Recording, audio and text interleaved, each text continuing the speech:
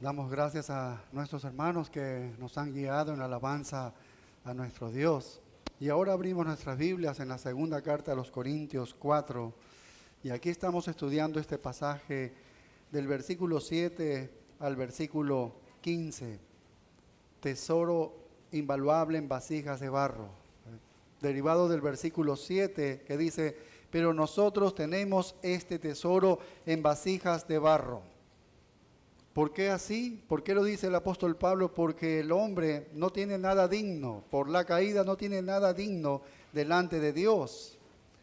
Esa es la condición caída del hombre. Y entonces Dios ha puesto el tesoro del Evangelio en estas vasijas de barro. Y el apóstol Pablo también hizo una comparación similar de lo que es el hombre como una vasija de barro en Romanos 9:20, cuando él dice, mas antes, oh hombre, ¿quién eres tú para que alterques con Dios? Dirá el vaso de barro al que lo formó, ¿por qué me has hecho así? ¿O no tiene potestad el alfarero sobre el barro para hacer de la misma masa un vaso para honra y otro para deshonra? Así que estas vasijas pueden ser usadas para propósitos honorables o deshonrosos. Pero de nuevo, entendemos que el valor de estas vasijas está solamente en su utilidad. No tiene un valor intrínseco, ¿sí? Sino por la utilidad. Se vuelve valioso debido a lo que Dios puede lograr a través de él cuando se usa para propósitos honrosos. Si tú y yo tenemos este evangelio, si tenemos la palabra de Dios en nosotros, entonces tenemos este tesoro invaluable en estas vasijas de barro. Eso es lo que Pablo señala. Y él mismo dice, yo por la misericordia de Dios es que me ha considerado así porque yo he sido el más blasfemo, homicida, he sido un injuriador, el primero de los pecadores. Y Dios tomaría al primero de los pecadores y le convertiría en una vasija de barro más útil. Y así queda demostrado, el apóstol Pablo dice, mientras menos útil soy, mientras más barro soy, una vasija inútil, entonces toda la gloria es para Dios porque puede brillar allí la gloria de Dios en una vasija así. Y mientras Pablo está escribiendo esta carta, él está siendo atacado por falsos maestros que han llegado a la iglesia de los Corintios. Ellos quieren diseminar sus herejías, pero para eso tienen que hacerlo a un lado el apóstol Pablo. Y lo están atacando su carácter, su reputación. Todo eso ellos están haciendo para que la iglesia se vaya con estos falsos maestros y los guíen por el camino equivocado. Así que tienen que atacarlos por todos lados. Y han mentido. Han mentido sobre el apóstol Pablo en muchos frentes. Ellos dijeron que Pablo tenía una vida oculta, vergonzosa, y eso era una mentira. Sin embargo, lo habían mencionado a la iglesia. Dijeron que en realidad él estaba siempre siendo encarcelado en varios lugares porque Dios le estaba castigando por un pecado que él tenía. Y eso era una mentira. Tú y yo sabemos que no, y la Escritura lo dice así. Dijeron que este Pablo es un engañador, y eso también fue una mentira. Todas estas mentiras están atacándolo al apóstol Pablo. Dijeron que él era un hombre que adulteraba la palabra de Dios, que ha corrompido la verdad de las Escrituras. Imagínate, es todo lo contrario, pero han mentido sobre esto. Pero cuando dijeron que él era débil, dijeron que él era poco impresionante en su físico, entonces dijeron la verdad. Allí sí dijeron la verdad. Y eso hace que este pasaje se convierta en un pasaje único, ¿no? Y que el cual nosotros estamos revisándolo. Y el apóstol Pablo, usando esto, da la vuelta y dice, bueno, tienen razón, es verdad, yo soy débil en verdad. ¿Sí? Yo no soy un hombre impresionante de físico, pero tengo este tesoro de la verdad, del nuevo pacto, en esta vasija de barro, que es común, que es rompible, que es reemplazable.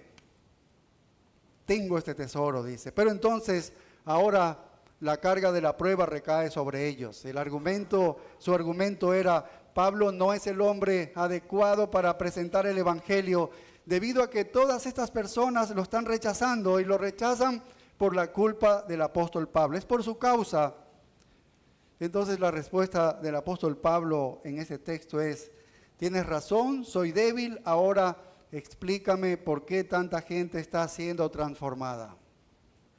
No miren a la gente que me rechaza, miren a las vidas transformadas de la iglesia de los Corintios y de otras iglesias en el Asia Menor que él ya había recorrido en su primer viaje. Muchos gentiles han venido a la vida de Cristo. Entonces vean ese poder de Dios derramándose a través de esta vasija de barro débil, frágil. Y ustedes deben explicar por qué emana y fluye poder de esta vasija.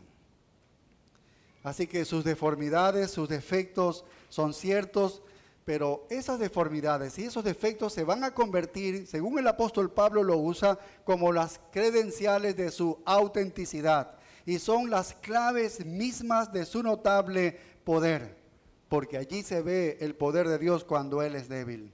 Entonces, ¿cómo responde Pablo a todos estos ataques de los falsos maestros en estos versículos del 7 al 15? Y despliega allí algunos argumentos. Y el primero que estudiamos fue que la marca del poder que se veía en la vida de él era porque él era humilde. Recuerdan el versículo 7, dice, pero nosotros tenemos este tesoro en vasijas de barro. Él mismo se considera así. Yo soy como una vasija de barro, soy como un tacho de basura. Eso es lo que él está mencionando. Quiero que el poder de Dios entonces sea mucho más evidente para que Dios pueda recibir gloria. Y la clave de su grandeza entonces, ¿qué fue? Humildad. Mira cómo él dice, no está diciendo yo soy el apóstol Pablo, yo he tenido revelaciones aquí. No, él dice, tenemos este tesoro en vasijas de barro. Dios siempre derrama gracia a los humildes. Eso es lo que hace Dios, derrama gracia a los humildes. Y su poder se manifiesta cuando el hombre corre hasta el límite de su propia capacidad. Cuando el hombre está totalmente agotado, allí viene y se manifiesta el poder de Dios. Y así es como vivía el apóstol Pablo. La marca de su poder era que también era invencible. Esta humildad lo llevaba a ser invencible en verdad, porque tú lo podías martillar al apóstol Pablo, ¿sí? Y podías tal vez clavarle hasta lo más profundo, te ibas a encontrar con una roca ahí abajo. Y no se puede extinguir la vida de este apóstol. No le pueden destruir la valentía, no le pueden acabar su coraje, no pueden quebrantar el espíritu de este apóstol y lo quieren aplastar y no pueden aplastarlo. Y él lo menciona en los versículos 8 y 9 cuando él dice que estamos atribulados en todo, mas no angustiados, en apuros, mas no desesperados, perseguidos, mas no desamparados, derribados, pero no destruidos. Así que comenzaron a atacarlo con ese veneno, esa venganza que lo llevaron casi a la muerte todos los días de su vida. Pero no podían quebrar el espíritu de este apóstol, porque cuando llegabas al fondo de la vida de este apóstol, te encontrabas con Dios, con la misma roca que es Dios. Así que se convertía en un hombre invencible. Y esto nos lleva a la tercera marca de su poder, que era sacrificial. El ministerio de Pablo, lo que él hacía era un hombre sacrificial. Y esto lo tenemos aquí en los versículos 10 y 11. Y él explica aquí en estos dos versículos el significado del sufrimiento, de su sufrimiento. ¿Qué significado tenía para él?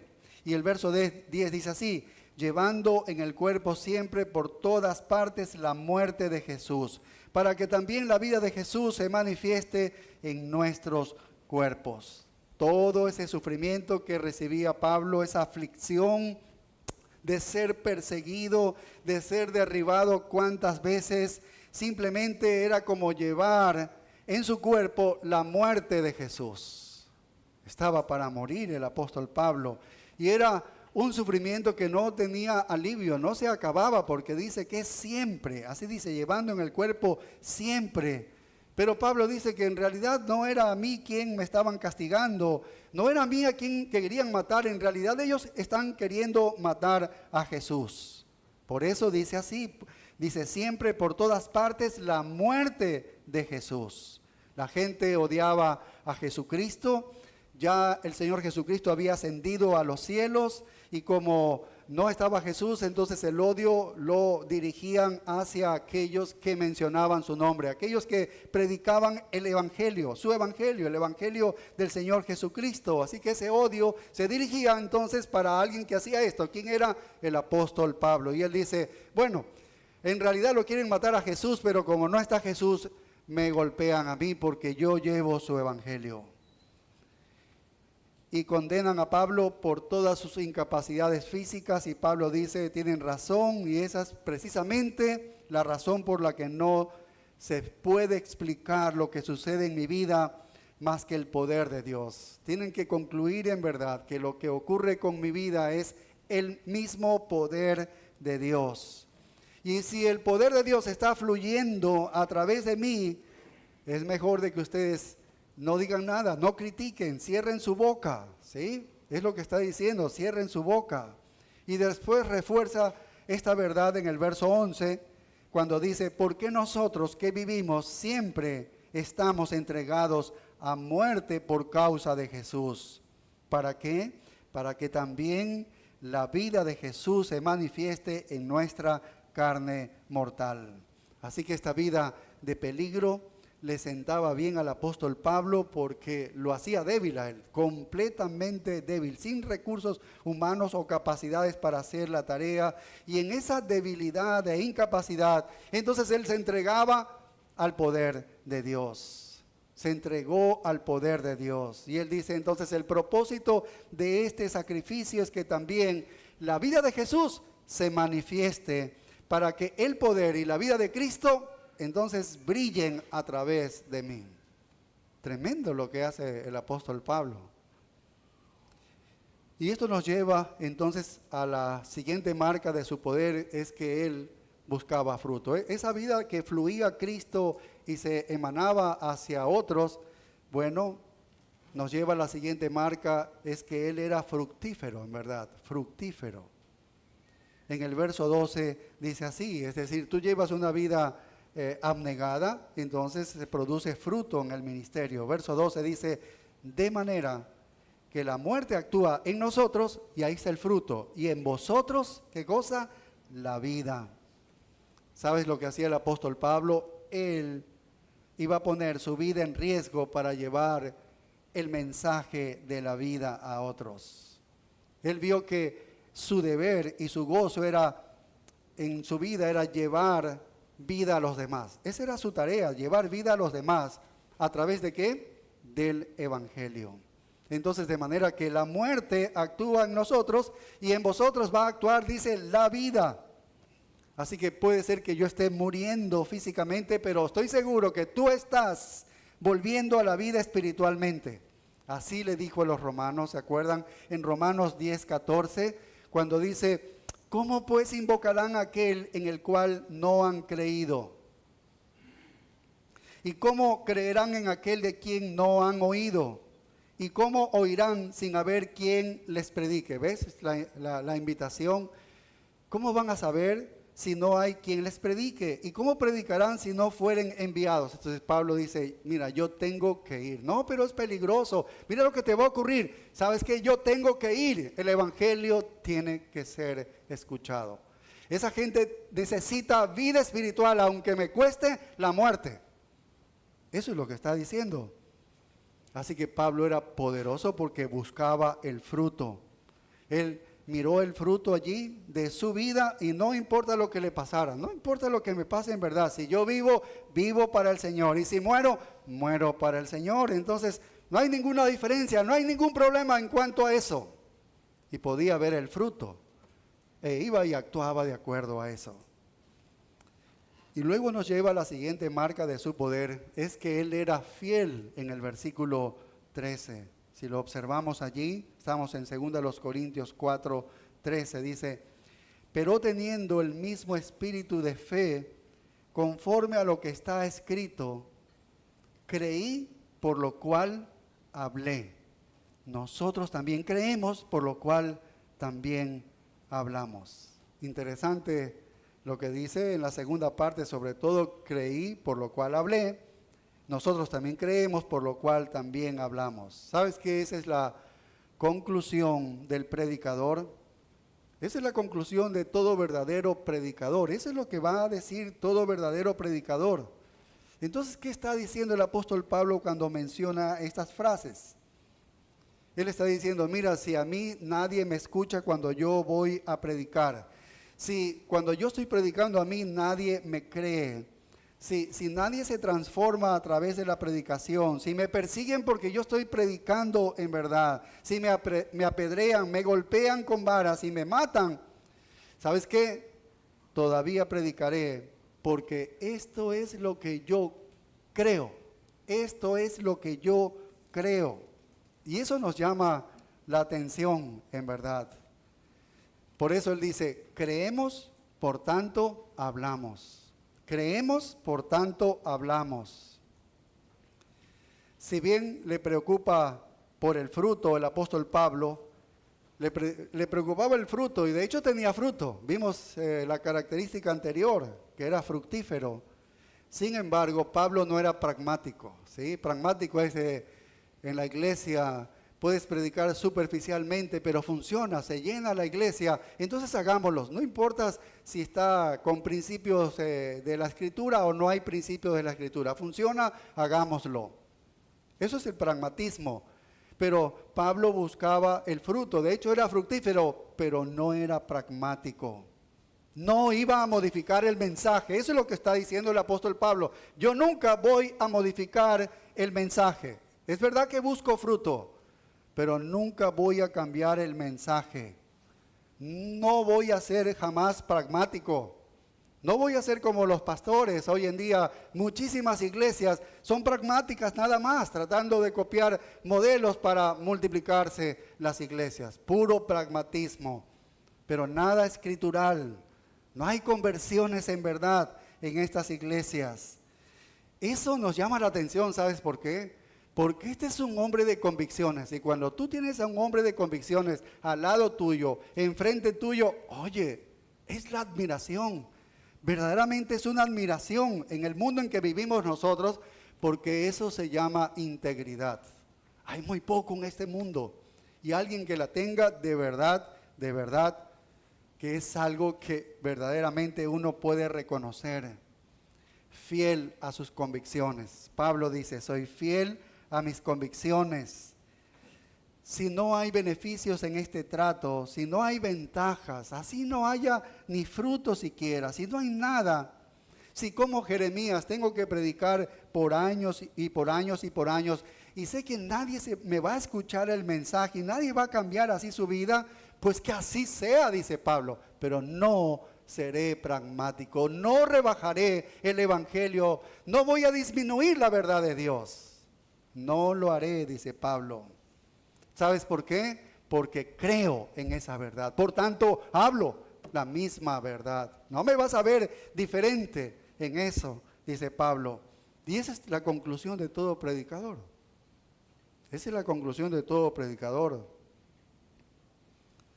Así que veamos cómo comienza este versículo. Aquí en el versículo 13 dice, pero teniendo el mismo espíritu de fe. Bueno, no se refiere al Espíritu Santo, sino a la actitud de fe. Él dice, yo tengo el mismo tipo de fe, es lo que está diciendo. No está hablando del contenido de la fe cristiana, sino tengo el mismo tipo de fe subjetiva. Es decir, tengo fe.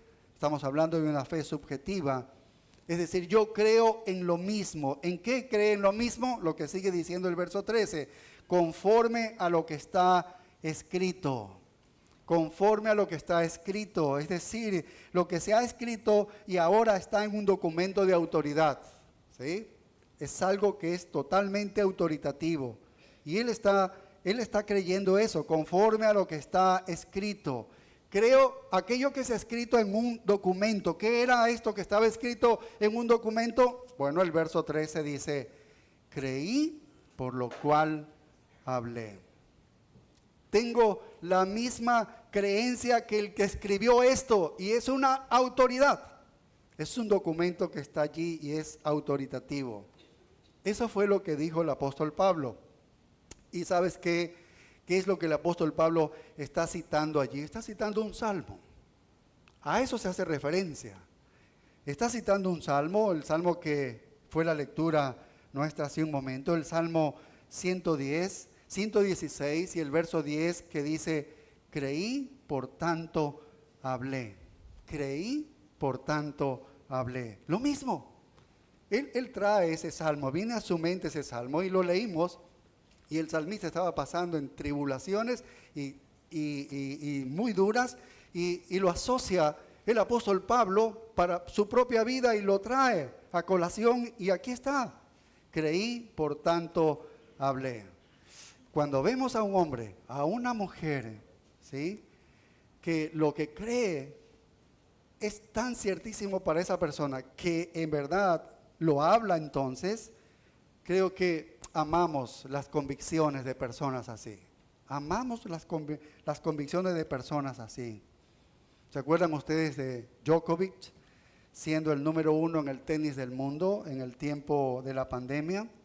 Él tenía que viajar a un país, creo que era de Europa, para un campeonato y tenía que competir allí, pero le obligaban a vacunarse y él dijo unas convicciones tremendas porque podía relegar su puesto, perder su categoría y relegarse a puestos inferiores y dijo, no viajo.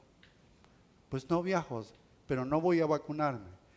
Tenía una convicción tremenda y vaya, eso llama la atención, aunque eran para valores de esta naturaleza, ¿no? Pero ¿cómo llama la atención esto? Y el salmista está diciendo, creí, por tanto hablé. Creí, por tanto hablé.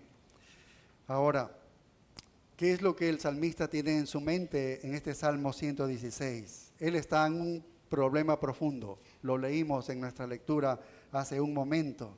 Está hablando de la tumba, inclusive en el versículo 3. Se abre, dice, de la muerte que está ciñéndose sobre él y está temiendo por su vida. Así que teme el salmista, teme. Y se está mostrando muy preocupado en los primeros versículos al comenzar el Salmo. Y entonces comienza a recordar que en el pasado Dios lo había liberado en muchas otras situaciones y comienza a recordar. Y entonces hace dos cosas. Se pone a orar y le pide al Señor que lo libere. Dos cosas. Ora y dice, Señor, libérame. Y comienza a pedir con toda confianza, exaltando al Señor. Es decir, ya está alabando al Señor, pidiéndole a Dios que lo libere.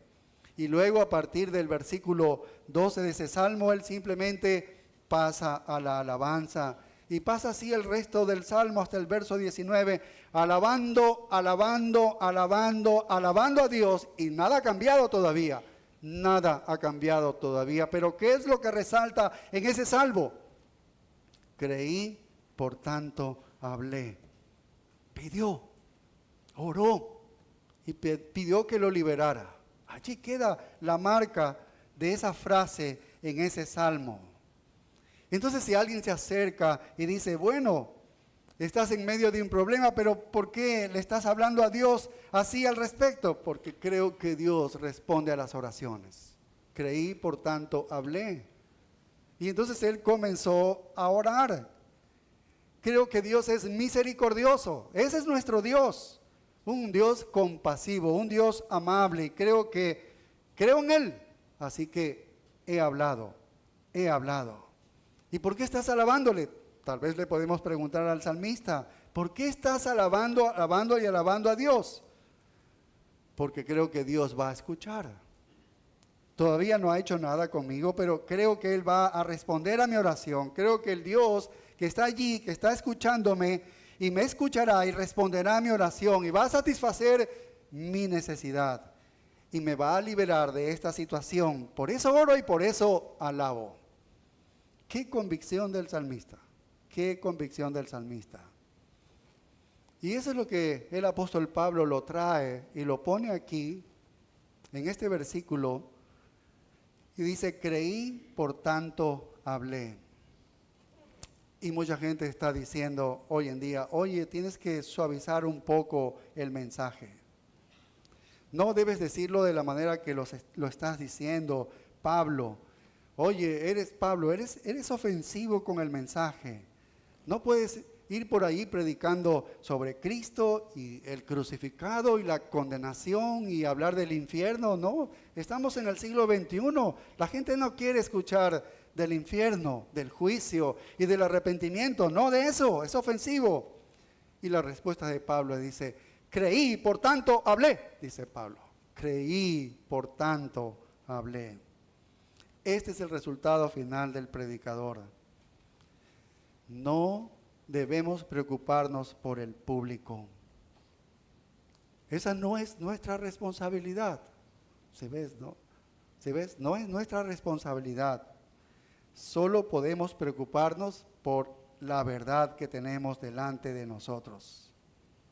¿Se ves? Esa es la verdadera preocupación de todo predicador. Sí, pero es que eres tan fuerte, la gente se resiente. Bueno, contestaríamos como Pablo, creí, por tanto hablé. Cuando vemos nosotros a personas que predican la palabra de Dios y no tienen fuerza en su predicación, es porque no hay convicción. No hay convicción. ¿Y dónde no tienen la convicción? ¿Dónde no la tienen a la convicción? En su corazón. No está arraigada en su corazón.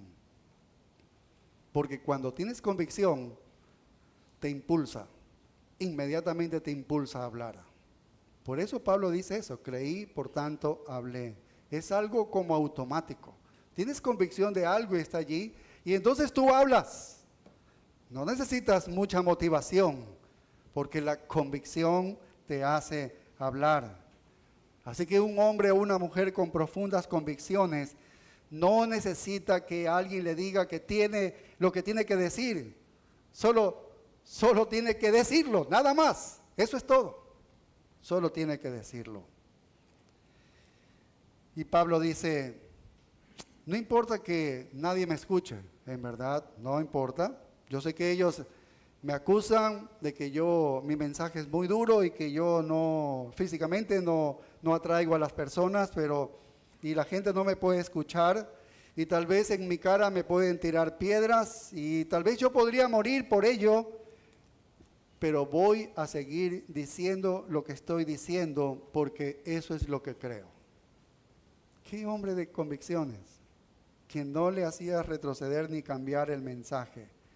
Él podía decir, oye, mi fe me obliga a predicar, mi fe me obliga a predicar. Y realmente no puedes creer la verdad con todo tu corazón y no tener tiempo para proclamarla. Es que eso es inmediato. Tienes la convicción y la proclamas. Tenemos convicciones y proclamamos. Tenemos que predicar lo que creemos. Y si tú no predicas la verdad es porque tal vez no tengas las convicciones de esa verdad en tu corazón que no te permite hablar. Pablo dice, voy a predicar solo lo que creo. Creo que a todos nos encanta un predicador así o un hombre así, ¿no? Yo predico lo que creo en verdad. Y todo eso lo hacía un hombre en verdad poderoso. Porque él predicaba lo que creía, y lo que creía era la verdad de Dios. Sobre todo si es la verdad de Dios. Seguimos esperando, tal vez, a alguien que solo hable porque realmente cree en algo. Creo que todos deseamos esta iglesia que salgan muchos predicadores así, ¿sí? Y que todos nosotros como miembros seamos así también, porque tenemos a un mundo que predicar, sea en nuestras familias, sea en nuestros trabajos, en diferentes lugares, ¿sí? Pablo mostró el mismo tipo de fe que el salmista. Creo y no puedo callarme. Yo creo y no puedo quedarme callado. El sufrimiento, mira, no es problema para mí. Tengo unas convicciones que van por encima del sufrimiento que me puedan poner. Mi reputación no es mi problema. Tengo unas convicciones sobre la verdad que yo tengo que hablar por encima de lo que puedan hablar de mí. Estoy listo, estoy motivado, estoy obligado. Ay de mí si no predico este evangelio. Mira cómo él dice como algo que Dios le pone ahí, oye, tienes que hacerlo. Y él está imbuido en predicar la verdad, porque eso es lo que creo. ¿Me pides que me calle? ¿Me pides que silencie? No, eso podría significar para un predicador, entonces que estás viviendo en una comodidad, ese silencio, esa pausa que haces cuando estás predicando. No, que quieres popularidad, quieres prestigio. Oye, no, silencio no. Yo hablo lo que creo. Incluso un silencio podría significar una vida más larga, un poco de prosperidad. Pablo dice, eso no. Ustedes recuerdan, seguramente han leído muchos de ustedes, la actitud de Lutero ante la dieta imperial, que fue descrita como racional, inteligente. Él ya había sido declarado hereje, ¿sí? Pero le estaban llamando de nuevo a comparecer para que se retracte, ¿no?, de las 95 tesis que él las clavó allí. Y él debe comparecer 2 veces ante el emperador, y cada vez que se le daba a entender que se esperaba que se retracte de sus enseñanzas, pero Lutero no ve ninguna prueba contraria a sus tesis y opiniones que podía motivarlo a cambiar de postura. Pero muéstrame una verdad entonces para comparar, y yo si estoy equivocado cambio. Pero no veía ninguna cosa para cambiar lo que él había escrito y había hablado.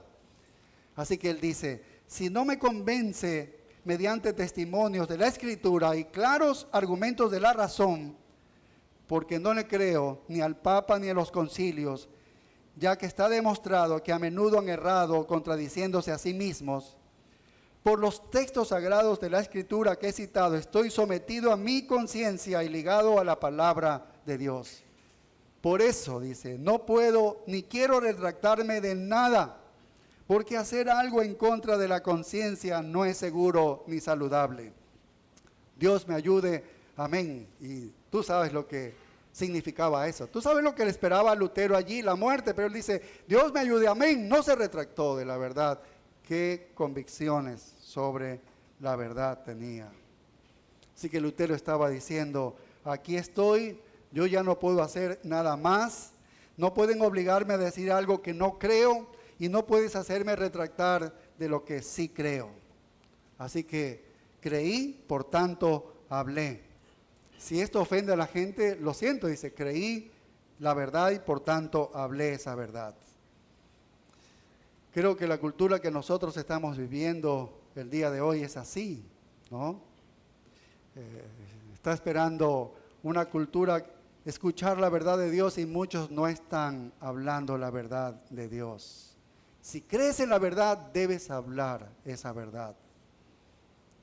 Si es verdad en tu vida, entonces debes hacerla, porque si es una verdad en tu vida, te vas a ver impulsado a hablar la verdad. Te vas a ver impulsado a testificar. Estamos aquí para predicar la palabra de Dios. Lo creemos, lo proclamamos, lo creemos, damos testimonio también de ello. Así que estamos llamados a creerlo y entonces se convierte en nuestro mensaje.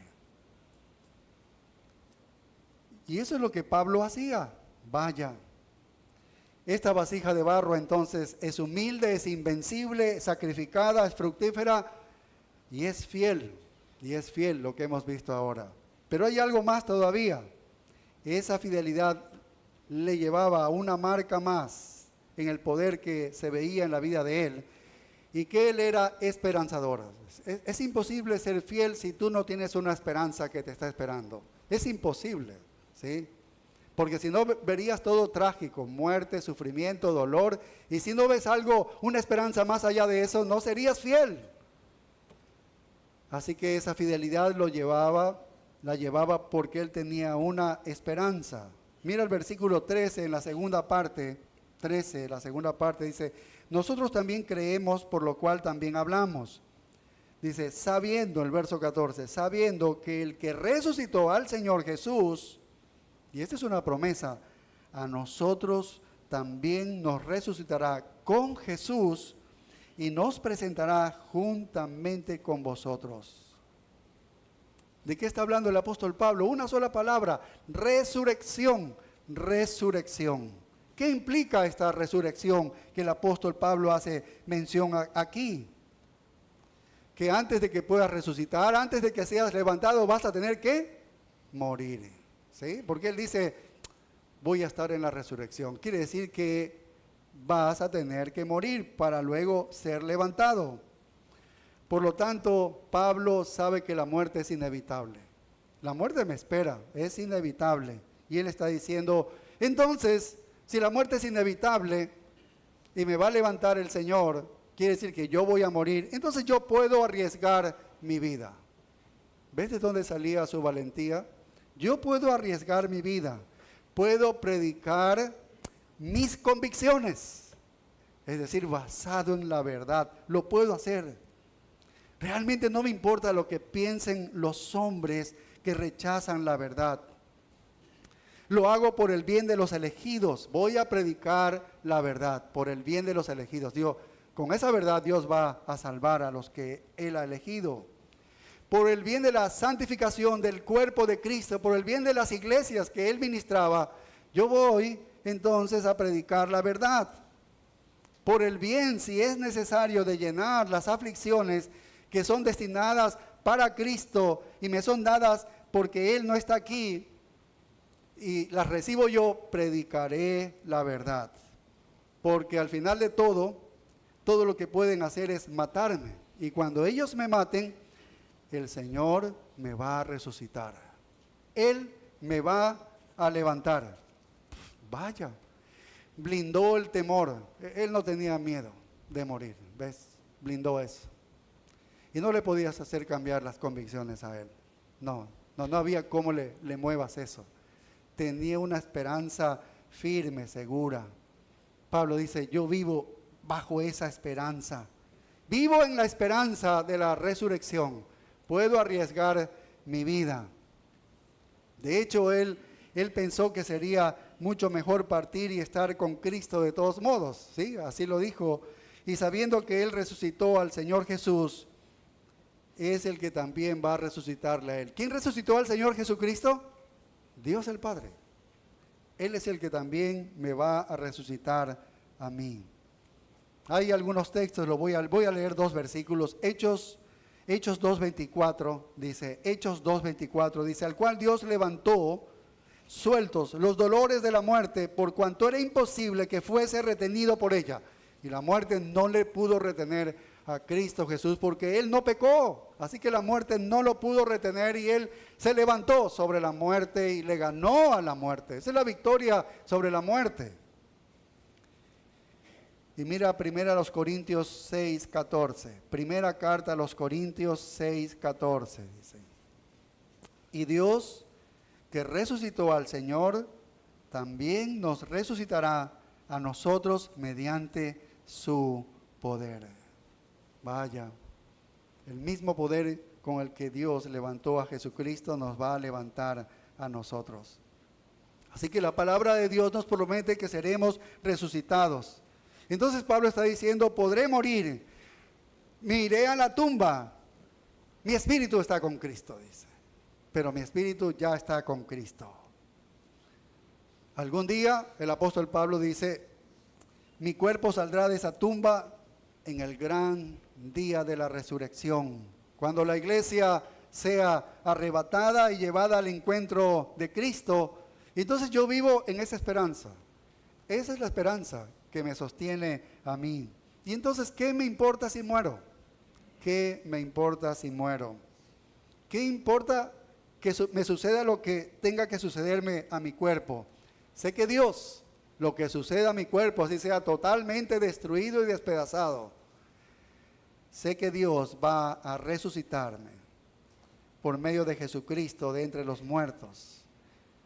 ¿Sí? Esa es la promesa que tenía y con la que vivía el apóstol Pablo. ¿Ven? Él vivió en la esperanza de la vida eterna y esta recompensa eterna. Algún día la muerte vendrá. Y así debemos pensar todos nosotros. ¿Es verdad? Algún día la muerte vendrá. Como lo hace con todos aquellos que no están atrapados en el rapto, ¿sí? No le tienen miedo.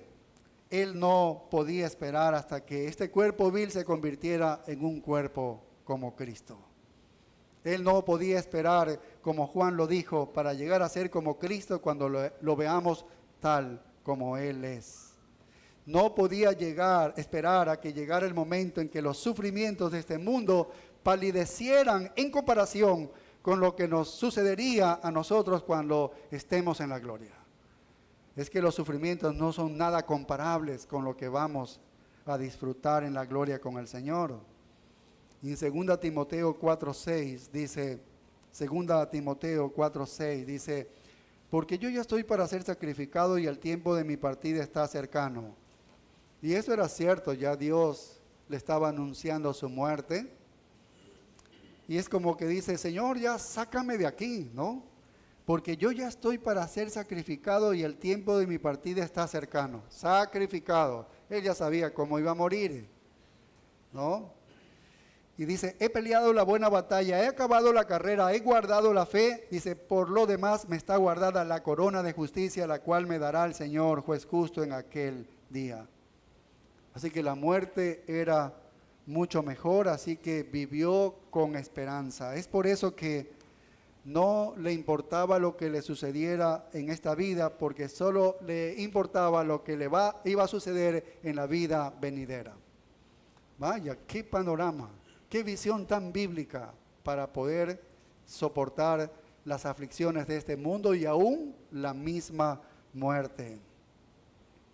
Cuando se dirigía camino a Jerusalén, el apóstol Pablo, terminando su tercer viaje misionero, entonces él se dirige hacia Jerusalén y el Espíritu Santo, él dice, me confirma, me da testimonio en todas las ciudades, le anticipaba que le iban a esperar prisiones y tribulaciones. Y en Hechos 20:24 es interesante lo que dice, en Hechos 20:24 dice, pero de ninguna cosa hago caso, ni estimo preciosa mi vida para mí mismo. ¿Ves? Ahí está la clave de esa entrega del apóstol Pablo. No considero mi vida tan valiosa para mí mismo, con tal que acabe mi carrera con gozo. Y el ministerio que recibí del Señor Jesús para dar testimonio del evangelio de la gracia de Dios. Tengo que predicar este evangelio. Hay gente que debe ser salva. Y yo tengo que anunciar. Yo no me puedo detener porque hay allí enemigos. Yo no me puedo detener. Yo tengo que predicar el evangelio. Porque vivo con la esperanza de que Dios nos va a resucitar y nos va a presentar con ellos. Todos vamos a estar allí algún día. Esa es la esperanza. En la presencia de Dios, toda la novia se encontrará con su novio. Toda la iglesia se va a encontrar con el Señor Jesucristo. Así que él dice, yo me puedo arriesgar a morir, ¿no? Yo no tengo problema, siendo débil, porque vivo para la vida eterna, no para esta vida temporal. Qué clave para tener también el gozo y la felicidad, ¿no? El apóstol Pablo estaba dispuesto a dar su vida por la esperanza del cielo, por él y por todos los que están en Cristo. Por un apóstol así es que nos ha llegado el evangelio a los gentiles. No nos hubiese llegado este evangelio si él no tenía una vida así. Qué tremendo, ¿sí ves? Y una última observación que lo hizo poderoso al apóstol. Hemos visto que es humilde, invencible, sacrificado, fructífero, fiel y esperanzador, y finalmente un verdadero adorador. Mira el verso 15. Esta marca de su poder es que él era un adorador. Nada de lo que hizo fue realmente lo hizo por él o para él. Mira el verso 15. Porque todas estas cosas padecemos, ¿por quién? Por amor a vosotros. Todo lo que tú me ves hacer, lo hago por ustedes, dice. Lo hago por ustedes. Yo solamente vivo para que tú puedas morir. Yo me muevo para que tú puedas vivir. Incluso podría hasta morir, pero lo bueno es que tú vas a vivir. No tengo ningún interés propio, ¿ves? En mi ministerio que el Señor me ha dado, yo no tengo ningún interés propio. Y mi objetivo son ustedes. Son ustedes. Pero más allá de eso, dice el versículo 15, dice, ¿para qué? Dice, abundando la gracia por medio de muchos. Es decir, para que la gracia de Dios llegue a más personas, a muchas personas, dice, la acción de gracia sobreabunde para gloria de Dios. Es que esta gracia salvadora va a alcanzar a más personas. Y cuando alcance a más personas, entonces, ¿qué va a haber? Una acción de gracias más grande porque hay más gente convertida. Y todo eso será para la gloria de Dios. Para eso es que él vivía así. Así que la meta final era la gloria de Dios. Todo lo hago por vosotros. Ni siquiera estoy pensando en mí mismo. Es para que la gracia salvadora les alcance a muchas personas, para que sean añadidos entonces a esa acción de gracias, a ese coro inmenso que vamos a aparecer luego, como lo registra el Apocalipsis, por los siglos de los siglos, glorificando al Dios que ha salvado. Eso es lo que él tenía en su mente. Eso es todo. Así que mi propósito final es solamente adorar a Dios. Adorar a este Dios vivo y verdadero, con todo mi ser, hacer todo lo que haga para su gloria. Eso es solo lo que me mueve. Y mis esfuerzos evangelísticos y el ministerio hacia ustedes como creyentes es para llevarlos a la santificación. Recuerda que él en su mente era llevarlos a la estatura de Cristo Jesús. La santificación, crecer espiritualmente. Esas cosas eran las que gobernaban la mente del apóstol Pablo. Hacerlos reproductivos, llevarlos a crecer al punto de que ellos también lleven este evangelio a otros y hagan también que estos otros lleven el evangelio a otros y los hagan maduros en la fe, y así un ciclo de reproducción. Eso es lo que Pablo, ¿por qué? Porque mientras más hay esto, más se agranda ese coro en los cielos, dando acción de gracias y alabando a Dios. Toda esa humanidad redimida que aparece en el libro de Apocalipsis van a alabar y a glorificar a Dios. Así que él aparece como un adorador aquí. Estaba realmente perdido en el asombro, en el amor y la alabanza. ¿Y qué importa? Dice el apóstol Pablo. Dios es lo importante. ¿Qué es lo más importante? Dios es lo que importa y la gloria de Dios es lo que importa. Así que el objetivo de Pablo no era tener más comodidad. Y nunca lo ves así al apóstol Pablo. No era su reputación. Él defiende su reputación, es porque él es el agente revelador directo de la verdad de Dios. Dios le revelaba a él. Si los hermanos de Corinto ya no le creían a él, los hermanos de Corinto se estaban alejando de la única verdad por la que Dios revelaba. Era a través de él, era un apóstol, agente revelador de la verdad. Por eso necesitaba defenderse. Por eso le interesaba aquí la reputación, pero era por ellos. Si no, se alejarían de la verdad y sería infructuoso para esta iglesia. Y ni siquiera era por la salvación de las demás personas. Todo era, lo que termina todo eso era la gloria de Dios. Estaba impulsado, estaba obligado a hacer todo lo que hacía por ese motivo que incluso les dijo a los corintios: todo lo que tú hagas, todo lo que tú tomes, todo lo que tú comas o lo que hagas, hazlo para la gloria de Dios. Todo lo que tú hagas para la gloria de Dios. Vaya, así que este hombre, este Pablo, este apóstol, aquí vemos cómo se abre su corazón y vemos todas estas características, ¿sí? Y lo único que está bañando su vida y su corazón es el conocimiento de la gloria de Dios en el rostro de Jesucristo. Es lo que estudiamos desde el versículo 1, ¿sí? Vaya, y él está reflejando desinteresadamente esa visión, esa majestuosa gloria del evangelio a los demás para que puedan ser salvos y puedan ser adicionados, agregados a esa multitud de pecadores salvados que tendrán un propósito eterno cumpliendo en el cielo, que es glorificar a Dios. Y a través de todo el camino de los cielos y la nueva tierra, redundaremos en alabanza de las voces de los redimidos. Ese es el plan. Cuando estudiábamos Apocalipsis 21 o 22, allí veíamos cómo esas multitudes de los redimidos están alabando a Dios. Así que Pablo está diciendo, no soy más que una vasija de barro, pero llevo el tesoro del evangelio, del nuevo pacto, que hace que este plan funcione.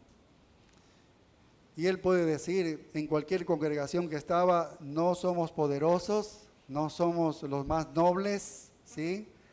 Él dice, yo no lo soy, ustedes tampoco lo son, le decía a los corintios, somos simples vasijas de barro. Pero algún día, dice el profeta Daniel, que estamos estudiando Daniel, vamos a brillar como las estrellas para siempre. Vamos a brillar como las estrellas para siempre. ¿Y por qué algunos brillarán como las estrellas por la eternidad? ¿Por qué? ¿Por qué lo harán así? Porque han llevado a los pies de Cristo a muchas más personas. Porque han hecho crecer espiritualmente a muchas personas. A ellos van a brillar como una estrella, ¿no?, en la eternidad.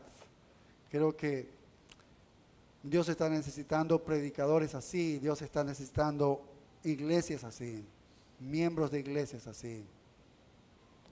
Que Dios nos haga así, verdaderas vasijas de barro, portadores de este incalculable valor del evangelio, para que en verdad glorifiquemos a Dios allá en los cielos.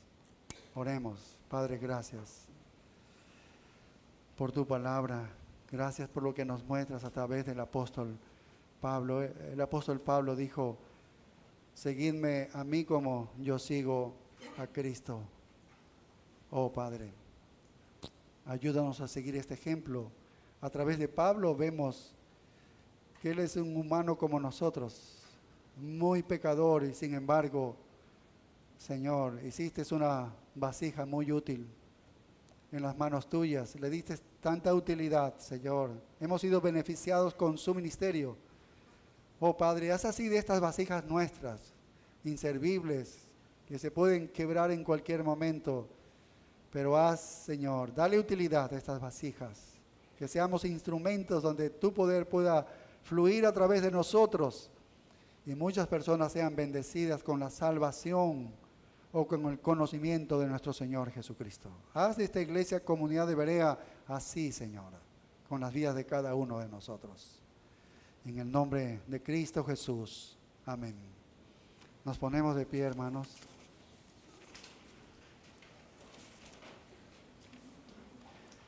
Gracias, Padre, por este buen tiempo que hemos estado en tu presencia y escuchando tu palabra. Y Señor, con la esperanza de que estemos atesorando esta verdad en nuestros corazones, nuestras vidas sean diferentes, Padre. Ahora que vamos a nuestros hogares, llévanos con tus más ricas bendiciones. Y bendice el tiempo de la comunión ahora, Señor, también te agradecemos por tu bondad, tu gracia abundante en cada uno de nosotros. En el nombre glorioso de Cristo Jesús. Amén. Nos vemos a las 5 de la tarde, hermanos.